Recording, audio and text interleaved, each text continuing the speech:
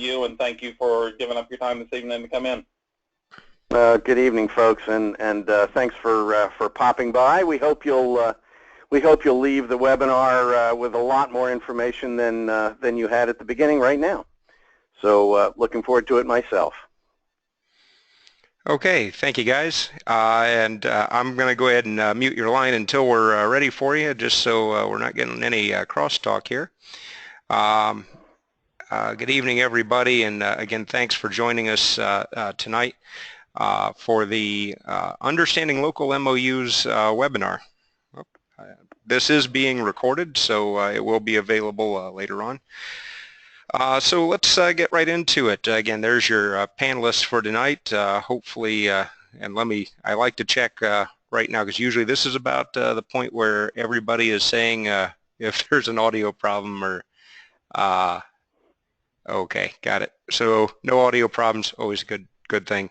And all right, so let's get started. So your panelists for tonight, again, myself, Mike Corey, KI1U, the League's Emergency Preparedness Manager, Dan Henderson, N1ND, and Chris Imlay, W3KD. So hang on, I got an open mic somewhere.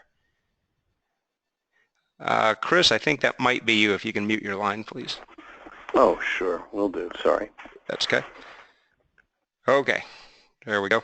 So just some quick housekeeping. It is being recorded. We will post this to YouTube later on. If there are questions, we'll try to handle those as we go. I can see there's already a few showing up in the queue. As we switch speakers, I'll take a quick look and see what the questions may be. If we don't get your question, and that tends to be the case, there's always a few at the end we just don't get to. We want to keep this into a 1 hour time frame. Go ahead and just email your question to me at ki1u@arrl.org, and either I'll get your reply back or forward it to the appropriate panelist. So here's what we're going to cover tonight. We're looking at what is an MOU and why would you want to have one. MOU is, of course, Memorandum of Understanding. Could also be called a Memorandum of Agreement. It could go by a number of names. MOU is fairly common. So the League has national MOUs. There are also local MOUs. Those could be done at a very local level, city, county level, or it could be done at the state level or a section level for states with multiple sections. We're going to cover a little bit about some tips on negotiating an MOU. This isn't just something you draft real quick and sign off on. There is some give and take, and both organizations have to look out for their own best interests, of course. And then we're going to get into the meat of the document. What are the parts of an MOU? Something that most folks don't realize, there is an approval process. Obviously, the agency or organization that you're entering an MOU with is going to have a process they go through. Senior management and legal usually review that. But for ARRLs, you also have a process to help you get the best document for your side as well, and that's here at headquarters. Then we're going to talk a little bit about MOU management. So what happens after the MOU is signed? It isn't a paper handshake solely. There are aspects of the MOU that have to be managed until the renewal or the update of the MOU takes place. So what is the MOU and why have one? It's formalizing a partnership. It's saying that you agree with another organization or entity that you've got a common mission and you want to both work towards that common mission. It's starting a conversation about joint activities. There are things like training, exercises, and events and activities that you can take part in together. It's, as I said, working towards that common mission. There's also resource sharing. We're going to talk a little bit about what kind of resources you can commit when you enter into an MOU, because at the local level, there's only certain ones that you really are authorized to commit, and same at section, and really right on up to the national level. So also it's a chance to work together in the planning and preparedness phase as well as the response phase. This is a chance to, it really kind of goes into that whole community idea of partnering up with organizations and entities in your community to prepare for the worst. So there's several MOUs that the League has at a national level. Some of these are very much involved with the emergency preparedness, disaster response side. MOUs like the American Red Cross, APCO, Citizen Corps and FEMA, which is one of our most recently updated ones, as well as Red Cross, Civil Air Patrol, National VOAD, Voluntary Organizations Active in Disasters. While not technically an MOU, it is still a partnership. The League has been a member of National VOAD since about 1981. REACT, Salvation Army, and in particular Saturn. But the MOU is with Salvation Army, so it is a partnership with a larger organization, not just the amateur radio side of it.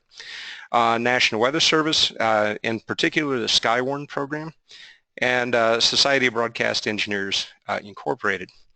One unique MOU in all of these is the Red Cross MOU, because that has a local option. It's Appendix C in the back of the MOU. So you don't have to reinvent the wheel if you want to partner up with your local Red Cross. You can go to that, the back of that, fill in the blanks, change the names to the appropriate things, and it's already in place. Plus it already has the backing of the respective national organizations.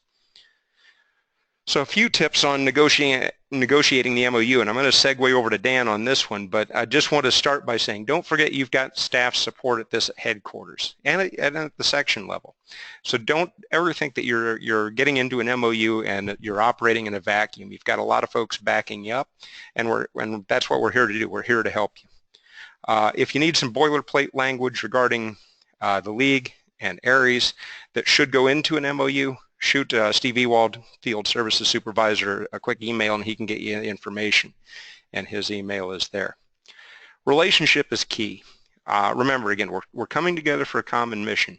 It's got to be a relationship where you work well together, you're supporting each other, and you're not losing capabilities or worse off for entering into it. So remember, relationship is key, and that relationship is something you always have to work on before and after the MOU is signed. And something we often see: don't overpromise. Don't commit to things, or don't promise things that you can't deliver or shouldn't deliver. That comes up every once in a while when we take a look at a local MOU. And we caution you, don't overpromise, so you can get yourself in a lot of trouble doing that. And remember, an MOU should not create a legal obligation. This is just a partnership. This is an agreement that we're going to work together. It should not create anything legally binding on either organization. So that's why it's so important to have a well-written MOU and have it reviewed. So okay, Dan, I'm going to unmute you, and you can take it from there with the Very good. parts of an MOU. Yep. Okay, can I coming through all right? The audio okay? Yes, loud and clear. Sorry, I had to unmute myself. Okay, that's okay. It's people like me muted along the way. I want to, Mike, just if you back up one slide just a second, because I wanted to make a couple of comments about one of the things that in the previous slide. In particular, the relationship is key. Guys, remember, and gals, remember, this is a two-way street. We're there to be a partner. We are not there to be dictated to. Oops, I skipped all the way to the beginning. I didn't know it was that powerful. We are not there to be dictated to. We are not there to dictate to. You know, one thing we have to keep and remember with this in the partnership, we're not in charge of their side, and that's why we have the MOU, is so we very clearly define. You can go into the next slide now, Mike. We got to clearly decide and define the parameters that we're going to be working in. Okay, next. Okay, there we go. As with anything, you've got to know exactly who you're dealing with. Is it the hospital emergency room? Is it the emergency management office that works out of the hospital? You need to make sure that you clearly define in your MOU who the parties that are agreeing to this statement are. Is it, if it might be the ARRL group that you're working with, it might be a local club working in conjunction with the ARRL group. I kind of look at this whole section of the parts of the MOU like kind of a news story, the who, what, when, where, and why. And that's why you will see the things after it. You need to make sure, the second point, the authority. Make sure you're dealing with the right person in developing the MOU. We frequently will encounter somebody who trying to make sure they're helpful, trying to be part of the solution, isn't necessarily the right person that you need to be dealing with. And I can tell you the last thing you want is to be talking to somebody that works at county emergency management, and you've come up with all these fancy plans and good ideas and good procedures to follow, and all of a sudden it comes time for the MOU to be signed, and the emergency management director, when you walk in to shake his hand, looks in and says, "What's this all about?" So make sure that you're dealing with the appropriate people as you're doing these negotiations and developing this MOU. It all starts with the why, not necessarily the who in this case. Why are you entering into this agreement? What need are you trying to fulfill? What opportunity are you trying to share with those that we're working with? And after the who and the why, the what. Who is responsible for what particular situation? Who's responsible for activation? Who's responsible for allocation of the resources that you were able to allocate? Who is responsible for your participation activity at a particular location? If it's a shelter, you're working with the Red Cross shelter manager. If it's something in an emergency room, who in the emergency room are you dealing with? Again, the first thing you always have to keep in mind is we're not the guys in charge when we go on somebody else's turf. And we need to be very clear about not overstepping the responsibilities of who is doing what. And that can all be simply laid out very nicely with some forethought in the MOU. Let's go to the next slide. Other provisions. What do they include? And this is the when. When will the activation be made? When will it be determined that the situation has resolved itself, that that people can stand down? All of these sort of ancillary things, what I called in this other provisions, are things that are negotiated back with the party that you're developing the MOU with. Who, and this one is extremely important. Who is the point of contact? And I can't stress this one enough. For things like this to be successful, most successful, you need to start with a single point of contact. You don't want, well, if you need us, we'll call the hospital main line and we'll figure out who we're talking to then. You need to make sure that the people that are implementing the MOU from your side know who their counterpart is on the other side. What is that initial point of contact? And what's the pecking order? If the EC is going to be out of town in an ARRL activation, he needs to fully define, if it's not me, then my assistant is K1ABC, and that will be maybe the person you're dealing with. You need to make sure that those things are defined in your action plans as you do that. But always make sure that you know where does the buck stop, the point of contact for making this thing happen. The effective date. The last thing you want is just an open-ended MOU. Mike's going to talk about that in a little bit when they talk about evaluation and things like that. But you remember, there's a start date and a stop date. For these things to be effective, you've got to have those reviews. There are different kinds of when, and that's why I've got it worded this way. Not only do you deal with the effective dates of the MOU, you deal with the effective dates of maybe the shifting of responsibilities. You might deal with an automatic sunset clause if it is not renewed and things like that. So all these things come in as part of that part of the time frame, the timeline that the MOU is going to be covering. The modification, first you need to have a good reason why you're looking at it. And then you deal with the specifics of why the modification and what specifics are changing. I remember the first MOU and the first set of these that I did back in the early 1990s in North Carolina. And we had a great emergency management plan. We had great working relationships, but we didn't figure out what happens when there are fundamental change of circumstances that needed us to modify sometimes on the fly in the middle of a situation. But as far as the formal MOU, the formalization of editing, of changing, expanding, or maybe there might be a situation where you're going to need to draw back a little bit from what has been promised or what the agreement has been, when after you've been battle tested, you realize that you cannot quite fulfill everything that you've got there. Mike, let's have the next slide. The termination, that one should be fairly straightforward. I personally think that there needs to be a sunset clause in any MOU, that if it's not been renewed by both parties by 5 years, 7 years, whatever time frame you put into it, because you want things to be fresh. And Mike will talk again more about that. The approval process, and this is kind of where I'm going to back off and start the transition, Mike, because it's nice to be the guy in charge, but you got to make sure that what you've agreed to hasn't touched into other areas that are really beyond the scope of the MOU, and that's why we ask as part of the requirements of these things is to have these things reviewed at another level. Mike, let's go to the next slide.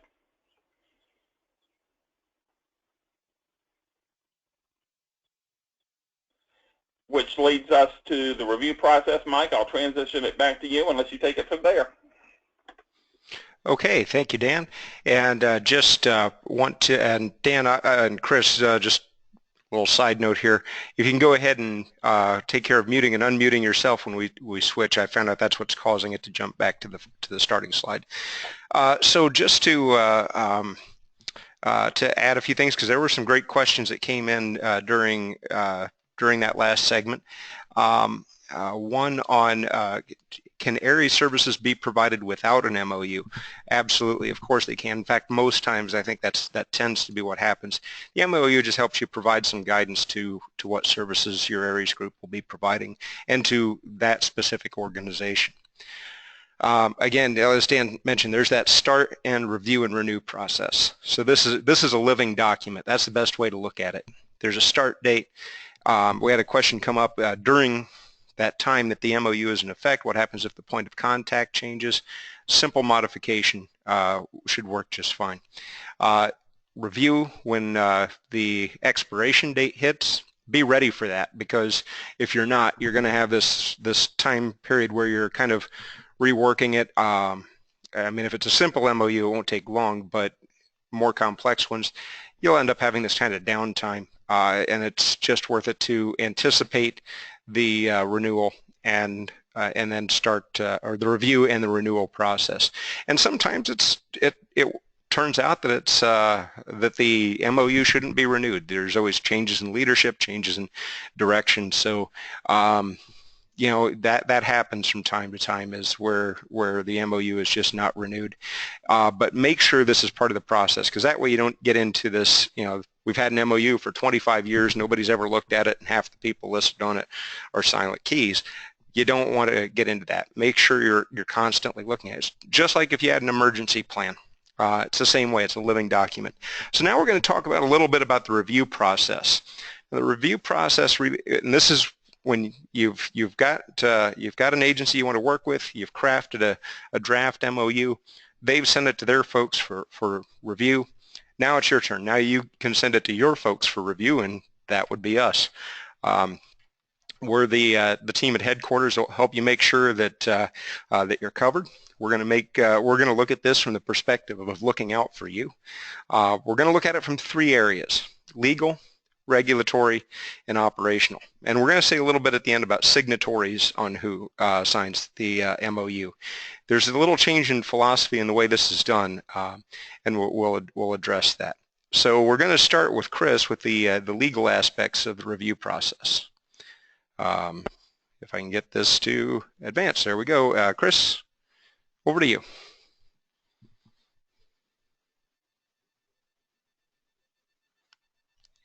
Chris, you there?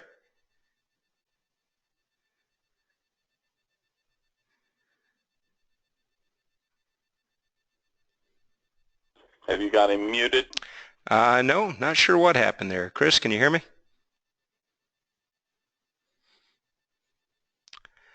Okay, Dan, until Chris figures out, you want to kind of jump in here for a bit? Yeah, Mike, I'll do this. Some of these specific things from the legal side, and we jump back to the beginning. There we go. I'll let Chris deal with some of these when he gets back in here, but I want to start with the first one, the use of the registered mark. I'm back. I'm back, Dan. It's all yours, Chris. Not gonna. I'm sorry. Baby. I'm sorry. You know, it helps if instead of hitting the hang up button, you hit the unmute button instead. It works better that way. Okay. Yeah. First of all, I have a couple of comments about some of the other previous slides about not over-promising in a local MOU. That's a very, very good advice and sort of a guide point for the entire process. Always under-promise and over-deliver in an MOU situation. That's in the part about negotiating the terms of the MOU. Under-promise, under-commit. There was a list of entities that the ARRL has existing national level MOUs with. I thought I ought to explain the last one. The Society of Broadcast Engineers was a little anomalous in that group. Most of our MOUs have to do with emergency communications and either served agencies or partner agencies. The Society of Broadcast Engineers is there largely because of shared technology development interests.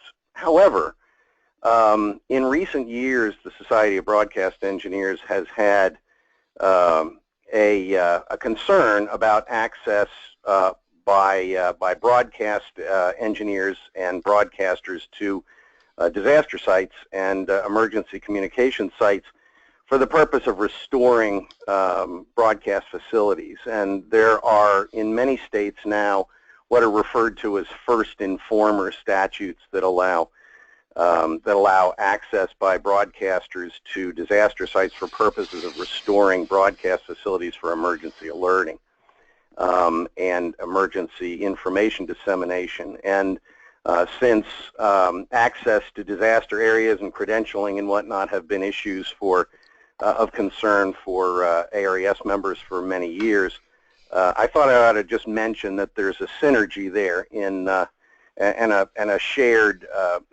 concern about access to disaster areas. I wanted to make reference to one of Dan's comments about the structure of MOUs. One of the things that we're going to be talking about here in a minute is the importance of protecting the prerogatives of amateur radio operators in partnership situations and in effectuating the MOUs. Keep in mind that a lot of served agencies are, especially at the local level, are not schooled in the area of Part 97 amateur radio regulations. They're not alert to the limits of what amateur radio operators can do in the context of providing emergency communications with their amateur license. One of the issues that comes up time and again in local MOUs is assertions of excessive levels of control that the served agency might want to weave into a local level MOU. And they do this perfectly innocently because they want, ideally, to be able to deploy amateur radio operators as they best see fit.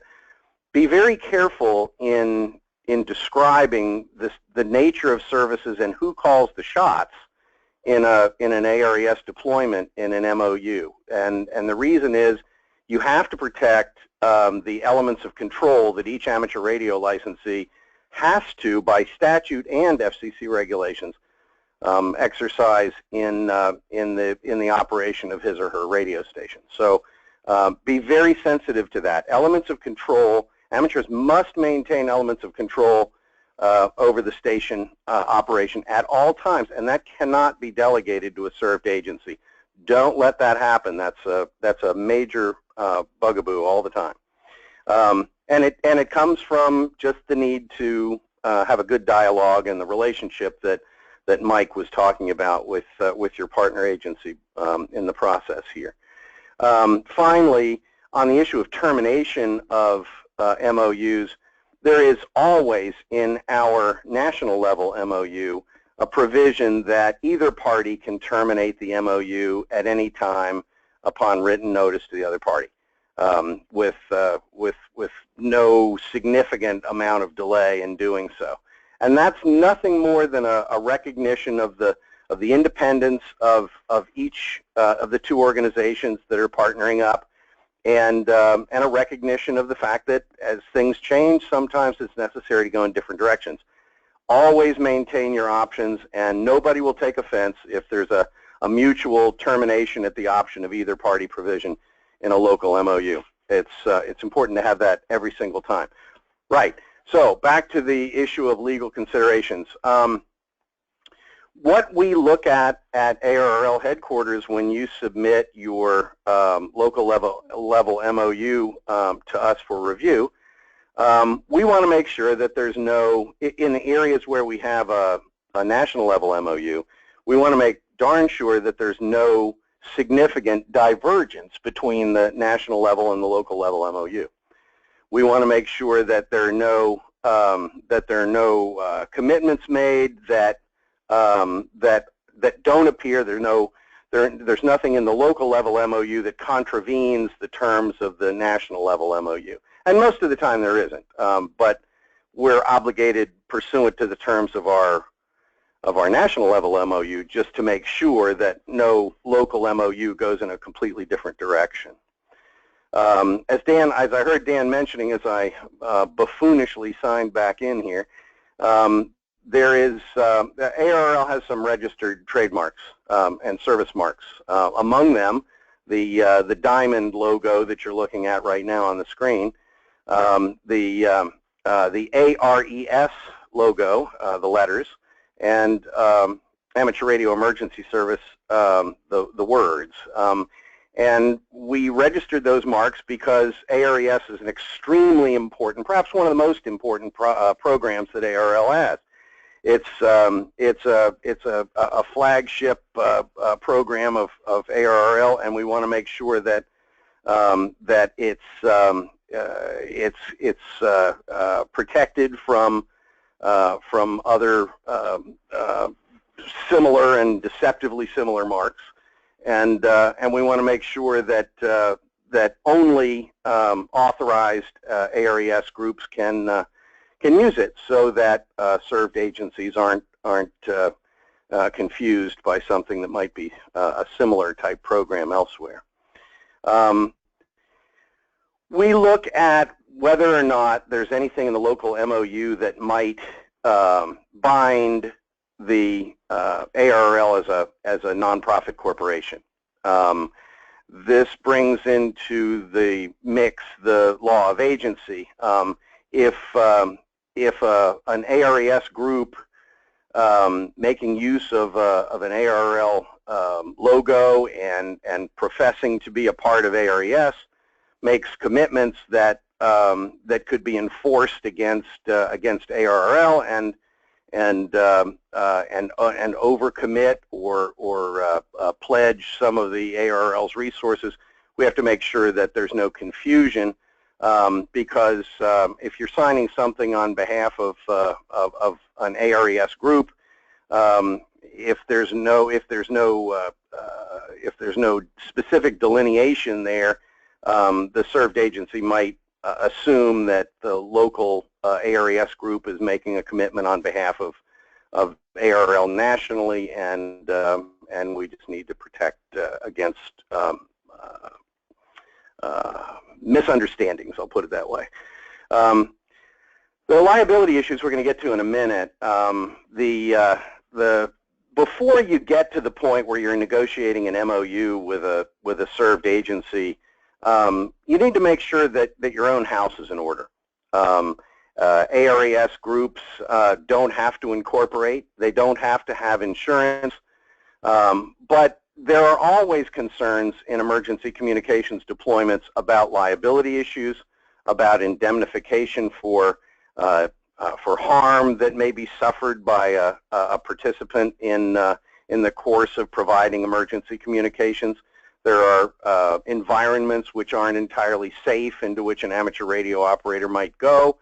So participants in emergency communications are always, and increasingly lately, concerned about liability issues. So before you enter into a local level MOU, it's good to exhaust the discussions about this and decide what level of liability protection that you need. So we're going to talk a little bit about that. It's a little boring, but I'll skip right through it real quick.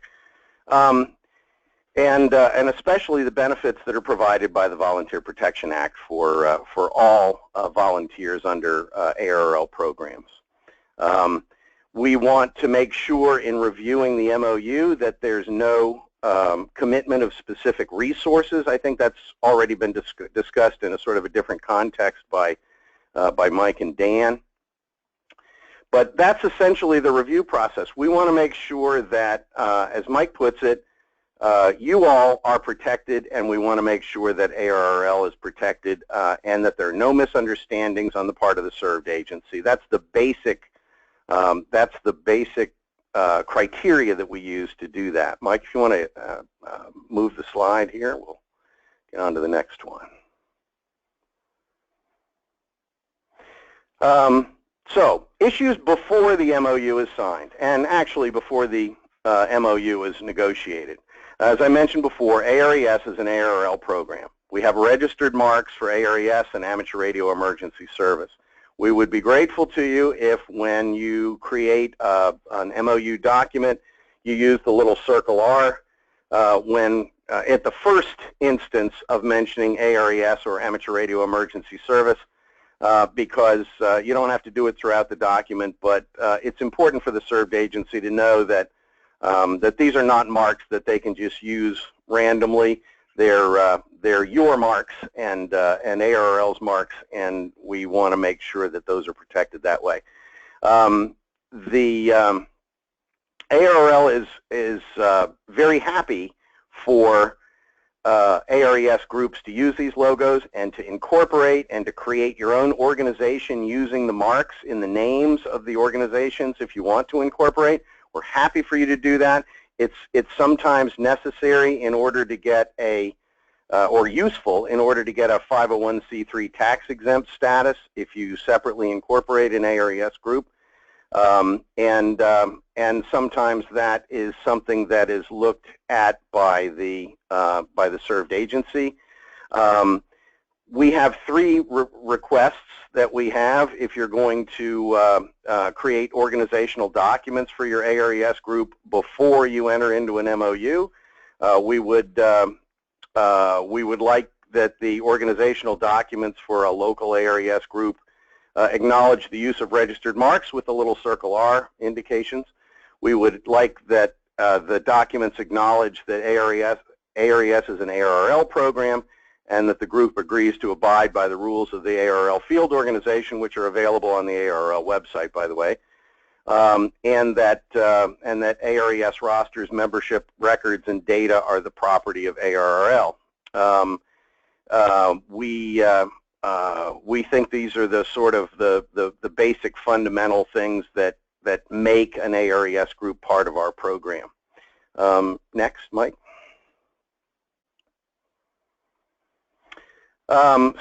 Avoiding liability, it's really simple. There are two ways to do it. One is to incorporate the ARES group. The other is to have liability insurance. It may very well be that either one alone is sufficient, but the safest thing to do always is to have both. Now, we'll explain about incorporation in a minute and about the ARRL's club liability insurance program.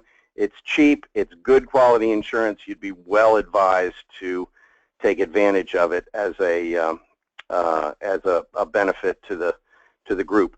But you are protected, individual members of your group, in effectuating an MOU, in performing communication services within the scope of the ARES program.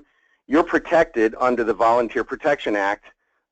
It's a federal statute, which we'll get into in a second, and it prevents you from being sued for providing services in anything that you do, specifically in the context of providing services to either a federal agency or a government agency, rather, or or a 501c3 tax-exempt organization like ARRL. So you could be sued. Nobody can prevent somebody from suing you, but you are protected against liability if you are sued by the Volunteer Protection Act. We'll get into that in a minute. And Good Samaritan laws are essentially the same thing at the state level, but they vary from state to state. Next.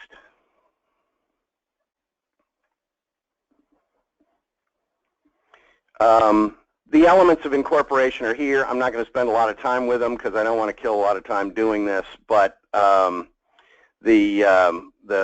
idea is that there's a fair amount of paperwork with incorporation. There's an even larger amount of paperwork if you want to get federal tax-exempt status. However, a lot of ARRL groups like to be able to receive tax-deductible donations of motor vehicles, of equipment, of things that they can use, and that requires a 501c3 charitable, scientific, and educational tax status. Incorporation allows protection from liability, individual liability of individual members of the group, but there are some basic requirements that create the corporate veil that offers this level of protection. Kind of a bigger topic for a different day. Mike, next slide.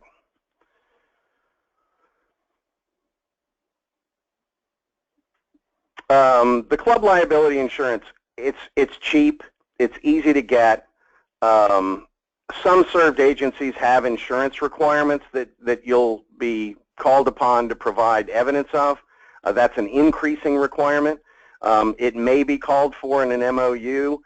If you have that, ARRL club liability insurance is available to ARRL groups, and I highly recommend it. The ARRL program has no deductibles. It covers all kinds of liability concerns, except probably automobile use, unless the group owns a van, for example. But it's good, cheap insurance, and if the served agency requires it, go for it. Next. Oh, and that's available on the ARRL website, information about that. The Volunteer Protection Act, 42 U.S.C. Section 14501, it requires that the volunteer acts within the scope of normal duties under a volunteer program such as ARRL or RACES. It exempts motor vehicle negligence because the assumption being that most people have liability insurance for operating motor vehicles. I wouldn't rely on the state Good Samaritan laws. The Volunteer Protection Act is a very good protection against individual liability. Some served agencies have been known to provide workers' compensation. Generally, that's not available from a served agency. Next, Mike.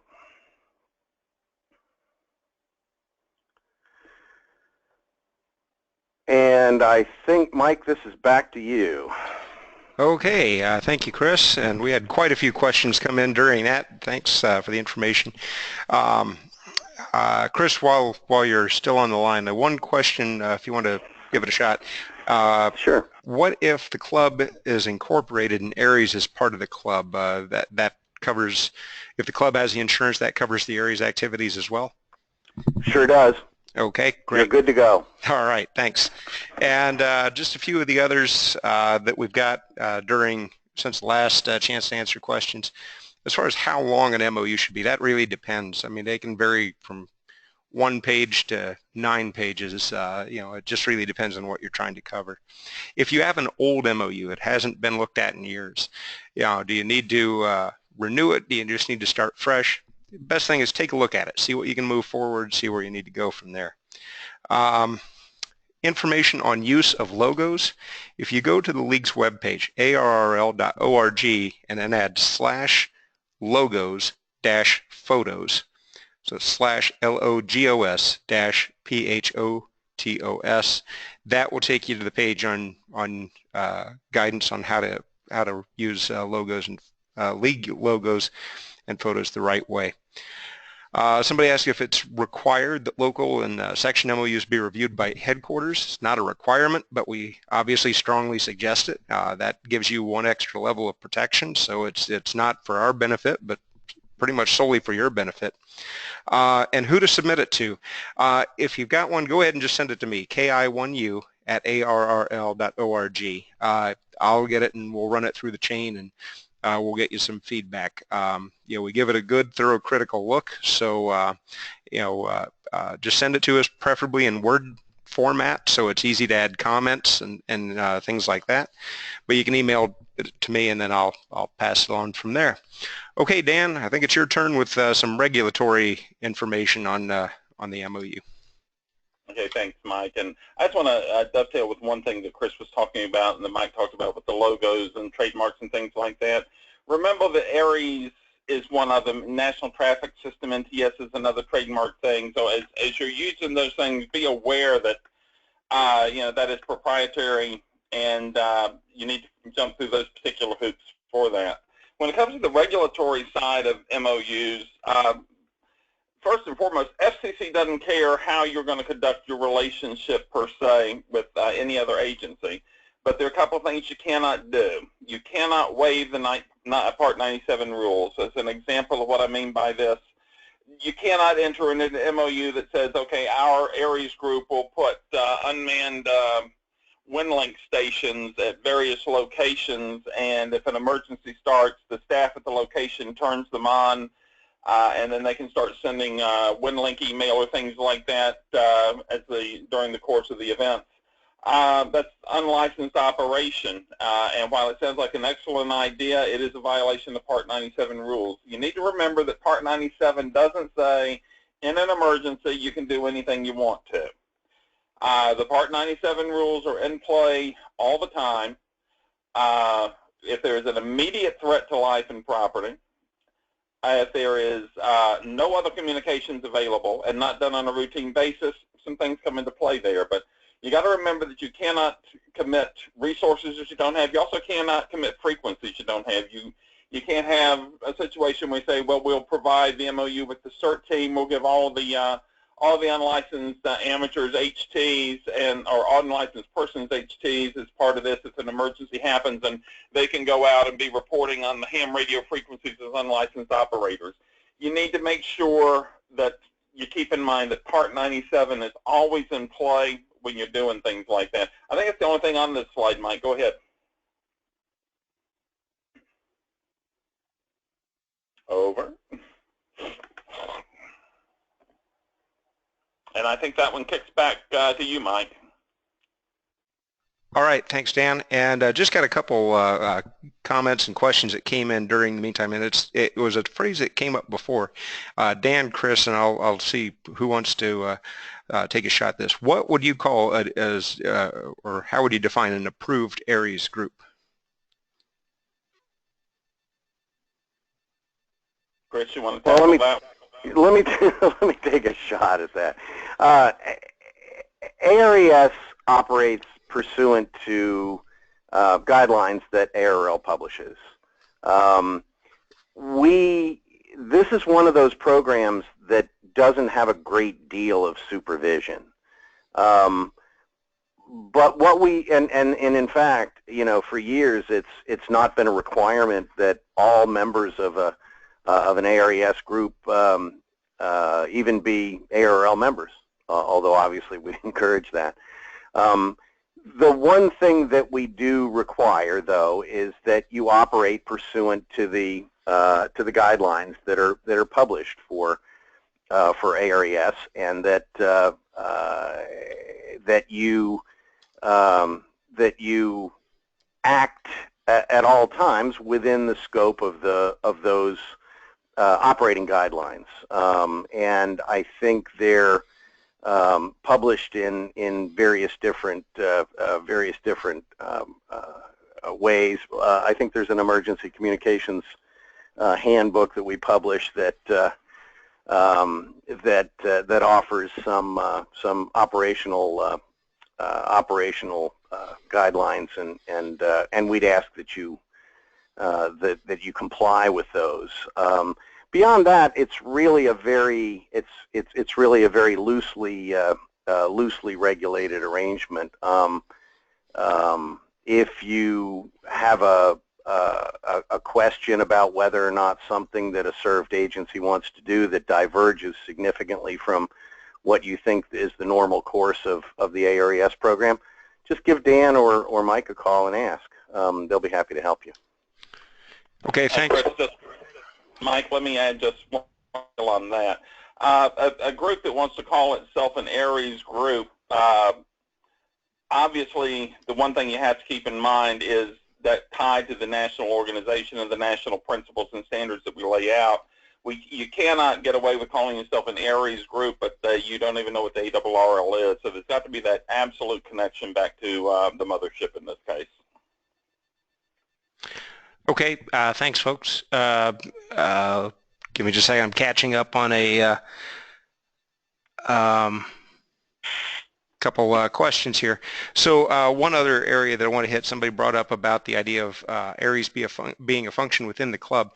And yeah, I know that in some areas clubs have kind of taken ownership of an Aries program. That's not the way it's supposed to be.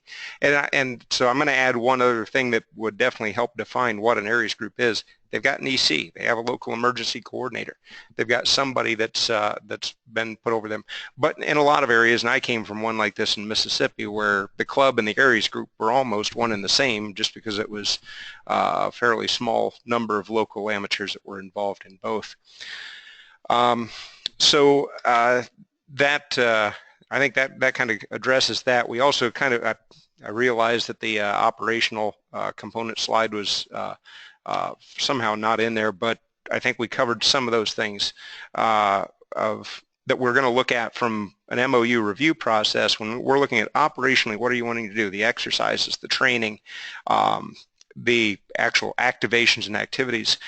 We're going to make sure it's realistic. You know, are you promising to have a group of 20 people ready at all times? That may not be realistic. So, you know, we're going to look at those things that make sure that operationally you can succeed with this partnership.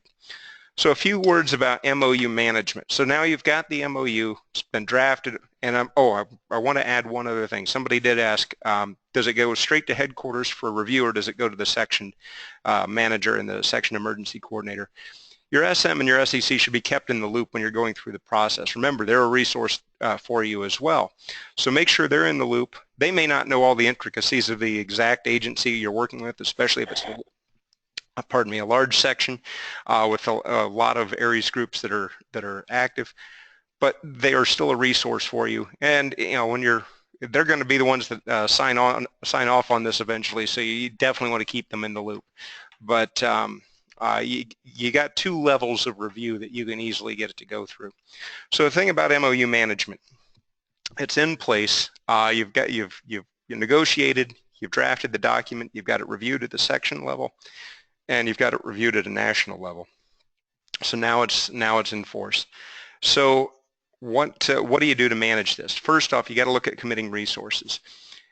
You've only got certain resources that you can realistically commit. You can't go in and say we commit headquarters resources to this local agency. You don't have that authority. But what resources does your Aries group have? Do you have a communications van? Do you have some go kits? Do you have folks that are trained to do very specific things? That's some of the resources you can look at. What do you have locally? Same at the section level. What section level resources do you have? Typically, the higher you go, the more it tends to become people and coordination more than the actual things like comm vans and radios. MOU compliance. This is something that you got to constantly be aware of. You got to know very well, especially the people that were writing this thing. What does this thing say? Are we being true to it? You know, is something not happening? You know, and a common one is that you know, you've got somebody else that is maybe negotiating with that agency behind you. You know, behind the EC's or outside the EC's knowledge. That wouldn't be true to the MOU compliance. There should be that single point of contact so both groups constantly know what's going on in relation to the MOU. As mentioned, periodic review and updates. You've got to constantly be taking a look at this. And if it's a little change that happens while the MOU is enforced, just make the little change, notify the other party. That's usually written in there somewhere. You know, somebody's phone number or email address changes, doesn't require an entire renewal process. You just go in and you make those adjustments. Relationship management, this is key. Most MOUs that I've seen have a certain aspect to them that is done at the local diner over a cup of coffee. It truly is a relationship in every sense of the word. You've got to be able to interact with one another, relate with one another to accomplish that common mission. And that happens between the 2 points of contact individually and even amongst the group. So you've got to be able to work well, and that is something you constantly are working on. But you want to make sure that relationship is good. And, you know, and I always tell folks, you know, there are times where the relationship becomes bad between organizations. Sometimes you do have to take that step back, but the relationship management side is something you're constantly working on. So give me a second here. There we go. Well, we got to the question slide a little fast. Dan, Chris, while I'm bringing up the remaining questions, either of you have anything else? Actually, you go ahead, Dan. Yeah, go ahead, Chris. All right. I just, you know, I think we may not have mentioned the fact that we have a template for local level MOUs. We've updated it periodically, and I think that's available from Steve Ewald, is it not, Dan? Yes, that was in an earlier slide, but it's worth mentioning again. Okay, well, you know, there's no need to recreate the wheel. And the other thing that I wanted to mention is that in terms of the term of these MOUs, sometimes the served agency has their own ideas about how often they ought to be reviewed. The Red Cross, for example, has a very strict requirement that all of their MOUs with everybody that they partner with have to be reviewed every 5 years. And that's a pretty good round number review period that I've noticed in my experience. The one other thing that I know that Mike and Dan mentioned earlier on is that one of the characteristics that's universal for all MOUs is that they not only recite the organizational nature of who the parties are, they also describe a little bit about what the capabilities are, and that gives a third-party reader of the document a good idea of just why the thing was created in the first place. Sometimes they have mutual recognition clauses where a local Red Cross chapter will recognize the ARRL group of the Delaware Valley, for example, as being uniquely able to provide emergency communications in terms of restorative communications following a disaster, blah blah blah, and reciprocally, the ARRL group of the Delaware Valley, for example, and I don't even know if such a group exists. I'm just using that as a created example. Recognizes the Delaware Valley chapter of the American National Red Cross as all of the stuff that chapter does, and usually that's taken from the national MOU. But it creates a good introductory. It sounds like a formality, but it's a pretty good way of explaining why it is that this MOU is being created in the first place, and it sets the stage very well for a recitation of what each entity is going to do for the other one. And so it's good to use a fairly standard format, and that's why we created one.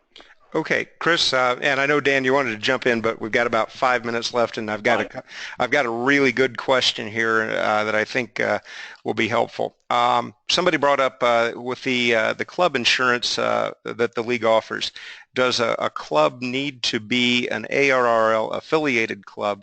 And the unique challenge to that is I know that currently under the club guidelines, an Aries group can't kind of become a club unless they follow the kind of regular club guidelines. So, so I guess two questions. One, how is affiliation necessary? And two, what if an ARRL group hasn't taken the steps to become a club by league definitions?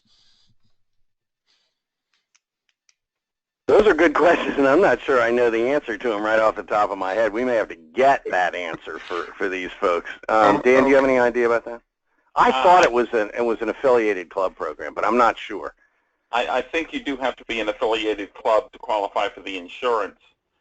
Okay. And so with the ARRLs, you know, that's why many of the ARRLs groups will affiliate internally with the local radio club, and so that bond, so they would be covered, that the ARRLs operation becomes one of the club activities for the affiliated club.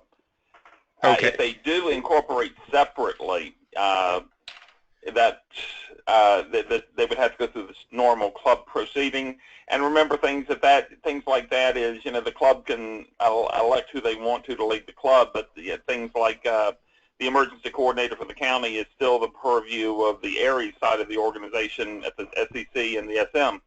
So, you know, those are things that you have to be careful of when you start intermingling those assets that way. Okay. Yeah, but let me clarify something. An ARRS group can incorporate all by itself. It doesn't have to affiliate with some separate club. It doesn't have to do that. Even if there's an affiliated club status that the ARRS group obtains, they're perfectly able to go through that hoop. There are other ways to get liability insurance at relatively low rates. You know, any organization can get liability insurance, and it's not expensive unless you do things like, you know, have a lot of events where you serve food and things like that. So we've pretty well tailored the club liability insurance program to suit situations exactly like what we're talking about. But it's not the only game in town. Okay. All right. Thank you, guys. And I think that, yeah, there's definitely more that can be looked into. Whoever asked that question, whoops, sorry about that. Whoever asked that question, keep an eye on the YouTube channel. We're going to post this to the league's YouTube channel. Maybe rephrase that question there in the comments. We can try to provide some more information a little later on. So a couple other real quick ones before we sign off for tonight. Somebody asked about is an MOU required if you're looking at providing mutual assistance to the say the neighboring county. Particularly in that case, I think it would be the ARRS group in the neighboring county. That's actually a different thing called the ARRS MAC concept, ARRS Mutual Assistance Team. When I was in Mississippi, we actually had one between sections, between Mississippi and Louisiana. I was deployed to Louisiana once using that agreement, and that's where that can be between just ARRS field organization officials can arrange that. Somebody asked if an MOU was signed off by a previous section manager, what should they do? Again, go back, take a look at it, what can move forward, and if it just needs to be substantially changed, it might be worth just renegotiating. If it just needs some names changed, then maybe just an update and re-signing will work. Now, I just want to make one final comment. We talked about the signatory and the relationship manager. We prefer that when you're signing a local MOU, city, county level, make sure it's signed off on by the section manager or the section emergency coordinator, because that's really a function of their, within their responsibilities. The relationship management side is what happens locally, and the league does that at the national level. For example, our FEMA MOU and our Red Cross MOU. Leadership at the league president signed off on both. Senior vice presidents of the Red Cross signed off on both. They designate somebody as a relationship manager. I think is the way the Red Cross likes to phrase it. And then we did the same. I'm a relationship manager there. FEMA did the same. They designate a point of contact on their side. We designate a point of contact on our side again, and I was the one designated with that. So make sure you go that route. Make sure your senior officials in your ARRS organization, which is your section staff, are the ones that sign off on it in the end, and then have your local EC or another designee be named as the relationship manager. Again, that, the more people you keep in the loop with the MOU process, the better, because that really just gives you a lot of levels of protection. And you always have to remember that as a local areas group has got a lot of structure behind it. It's got the section structure and it's got the national structure behind it. So there's a lot of support to be had. With that, folks, we are absolutely out of time. It's 9 o'clock here on the East Coast, so we're going to wrap this up. Dan, any final comments? I thank everybody for coming, and anything we can do, you know where to find us. Okay, thank you, Dan. Chris, any comments? I've always been told that there are two ways to ruin a good volunteer relationship. One is to use volunteers too much, and the other is to use them too little. Just make sure you don't use your volunteers too much. Have a great evening, guys. Okay, thanks, Chris. And again, if we didn't get to your question, just shoot me an email, ki1u@arrl.org, and I'll make sure it gets to the right panelist. Thank you again for joining us. We'll get this up on YouTube in a few days, and our next webinar will be this summer. We've got three lined up. We've got contesting as training. Ward Silver and myself will be doing that one. We have understanding the Red Cross American Radio Relay League relationship. Will be hosted by the Red Cross at the end of July. And in late July, early August, we'll be doing one on the 2016 Atlantic hurricane season. Thank you again, everybody. Have a great evening. Thanks for joining us, and 73 from Newington.